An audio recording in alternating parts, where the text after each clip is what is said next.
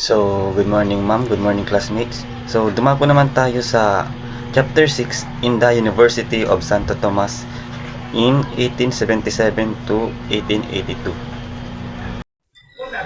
Noong nakapagtapos na si Rizal sa Ateneo, gusto na lang ng kanyang ina na si Doña Teodora na umuwi na lang sa Calamba, Laguna at tumulong sa kanilang family business.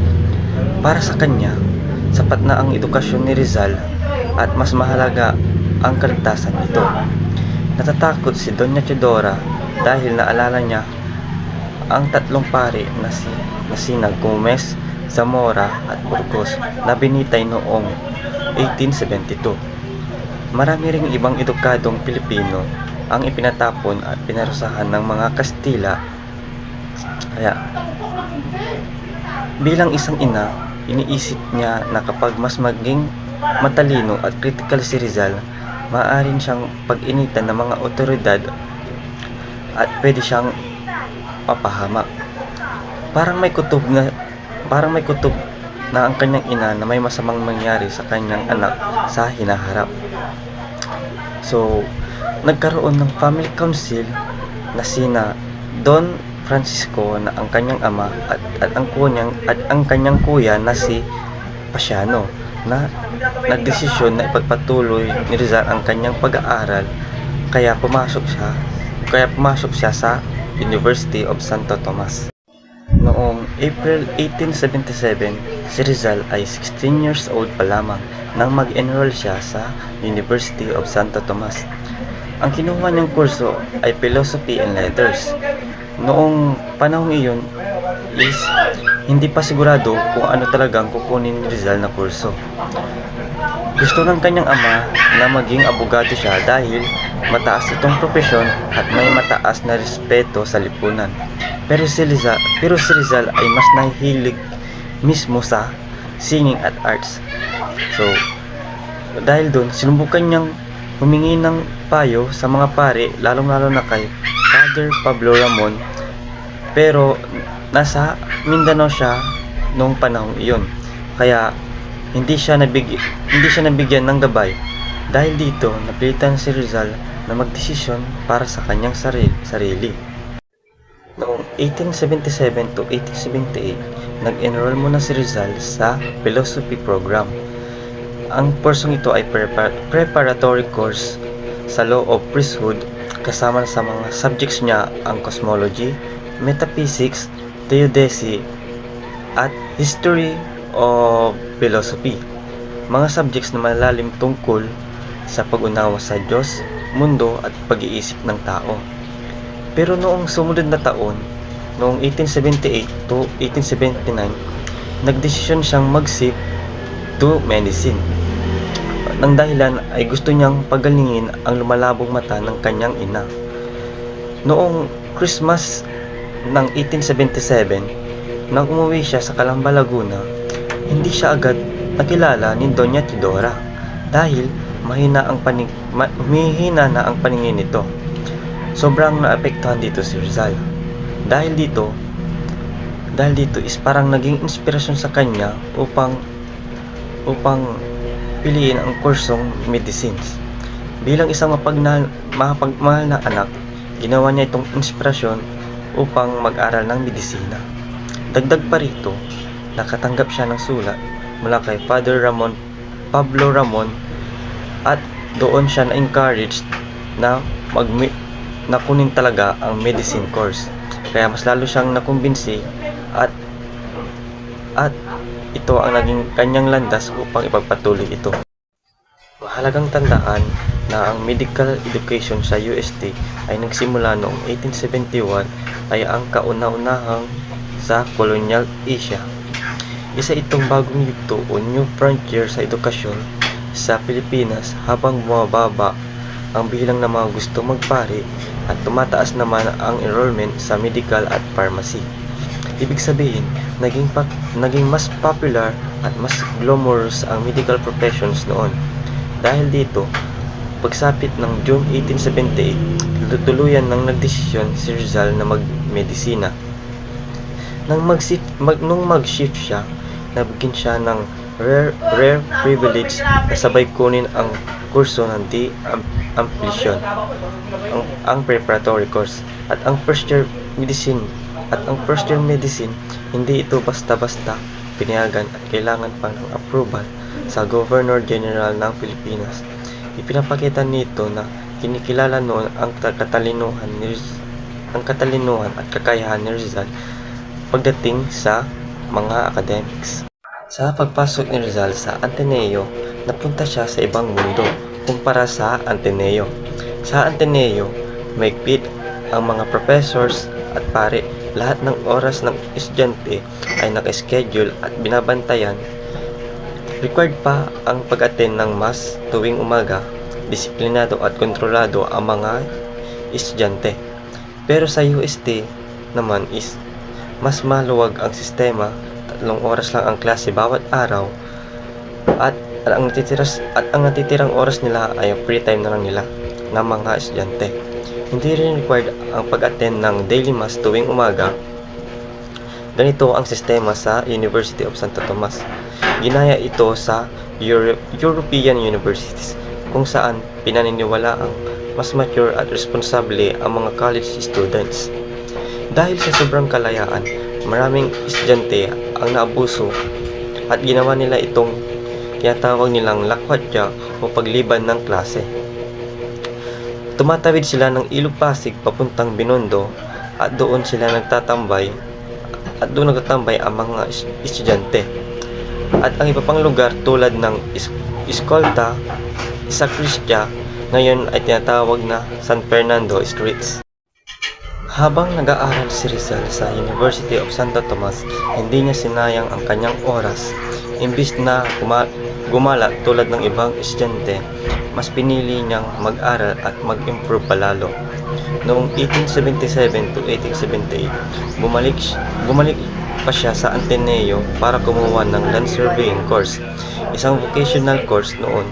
Sa panahong iyon, ang mga boys colleges ay nag-o-offer sa mga kursong tulad ng agriculture, commerce, mechanics at surveying. Natapos ni Rizal ang kursong ito at nakapasa siya sa final examinations. Ginawaran siya ng titulong Perito Agrimensor or tinatawag na expert surveyor. Pero kahit nakapasa na siya, hindi pa siya pwedeng mag-practice ng profesyong ito dahil 17 years old pa lamang siya at underage pa. Kaya ang official certificate niya ay naibigay lamang noong November 25, 1881. Kahit na nasa UST na siya, madalas pa rin siyang bumisita sa Ateneo. Bukod pa rito, umattend pa siya ng surveying class. Active pa rin siya sa mga extracurricular activities sa Ateneo. At naging president siya ng Academy of Spanish Literature at miyembro pa rin siya ng Marian Congregations kung saan naging siya ang secretary. Dumako naman tayo sa Tomasian students. Sa unang klase ni Rizal sa medicine sa University of Santo Tomas, may 24 students. 3 ay galing sa Peninsular Spaniards, 3 ay Philippine-born Spaniards, at ang karamihan ay ang mga katutubong Pilipino. At ipinakita nito halo-halo ang lahi ng mga estudyante pero may social distinctions pa rin noon. Kahit sabay-sabay niyang kinuha ang amplisayon at first year medicines, hindi lang academics ang pinagtuunan niya ng pansin. Mahilig talaga siya sa arts, kaya nag-enroll siya sa Academia de Buho y Pintura sa Calvido Street sa Intramuros. Sinubukan din niyang mag-aral ng music at tumugtog ng piano, pero wala siyang talent dito. Kaya nag-focus na lamang siya sa painting at sports tulad ng fencing na nakatulong sa kanyang confidence at disiplina. Sa academics naman, natapos niya ang amplisayon nang maayos. Hindi man siya yung top 1 pero mas mataas ang kanyang ranking sa klase. And then nagkaroon din siya ng award ng Advanced Physics Aprovechado at panglima siya sa klase. Advanced Chemistry, sobresaliente, siya sa pang-apat na kuha nito. And then, Advanced Natural History, aprovesyado at pang-apat siya sa klase. Sa first year medicine, lahat ng grades niya ay matataas na grado. Habang first year medical student si Rizal sa UST, may isang interesting event na nangyari noong December 1878. Nagkaroon kasi ng fundraising campaign ang university para magpatayo ng statue ni Archbishop Miguel de Benavides, ang founder at benefactor ng UST. Kailangan nilang makalikom ng 30,000 pesos para maipatayo ang monumento. Ang rektor noon na si Father Joaquin Francesca ay humingi ng tulong kay Governor General Domingo Mariones para makalikom ng pondo mula sa estudyante at professors. Ang pangyayari ito ay naipakita ni Rizal sa kanyang nobelang El Filibusterismo, sa particular na chapter 12 sa usapan ni Placido Penente at Juanito Palais tungkol sa paglikom ng pondo para sa estatwa ni Father Baltasar. Ang karakter na Father Baltasar ay hindi lamang basta-basta katang isip.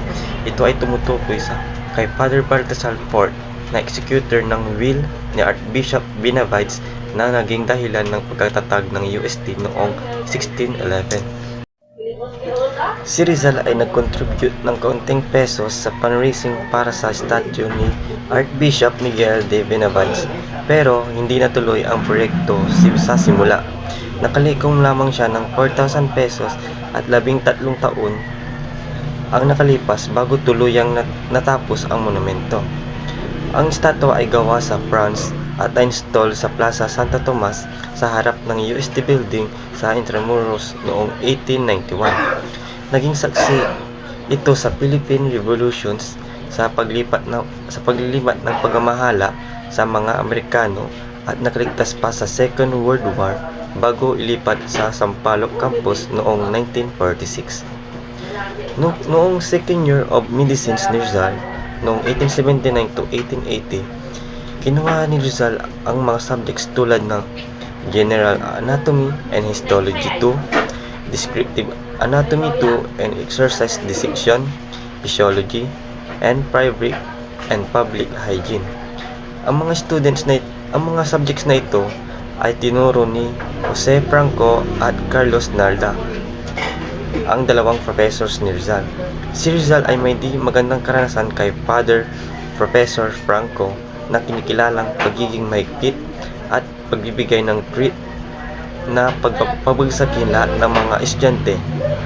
Ayon kay Rizal, at sinabi niya ito na, "He was notorious for failing his students. At the beginning of my career, he used to threaten us with falling us all." Marahil, si Franco ang naging modelo para kay Padre Million sa chapter The Class in Physics sa nobelang El Filibusterismo. Nakilala rin muli ni Rizal si Father Franco noong 1884, pero sa pagkakataong iyon naging classmates niya ito sa Universidad Central de Madrid. Noong second year of medicine ni Rizal, hindi lang academics ang pinagtuunan niya ng pansin. Nagsulat din siya ng 3 tula na naging mahalaga sa kanyang literacy career. Unang-una ay ang Ab Aziz I Mahoma sinulat noong December 8, 1879. Pangalawa ang Ab Pilipinas na isinulat noong February 1880. At pangatlo ang La Juventud Filipina na nanalo ng first prize sa Liceo Literario de Manila. Ang La Juventud Filipina ang pinakasikat dahil dito lumitaw ang mga immortal words na La Bella Esperanza de la Patria Mia o The Fair of My Country. Ipinapakita ng turang ito ang pagkamakabayan ni Rizal, parang pagpatuloy ng kanyang unang tula na Ang Aking Kababata. Pero sa pagkakataong ito, sariling gawa niya. Hindi na siya ginabayan ng mentor tulad ng ginawa ni Father Frances sa Ateneo. Ang tagumpay ni Rizal na ito ay magpapakita na kahit bata pa lamang siya ay may malinaw ng vision si Rizal para sa kabataan at bayan. Ginamit niya ang kanyang talento sa pagsusulat at bilang paraan ng pagpapahayag ng pagmamahal sa Pilipinas. At doon po natatapos ang aking report. Maraming salamat po sa pakikinig.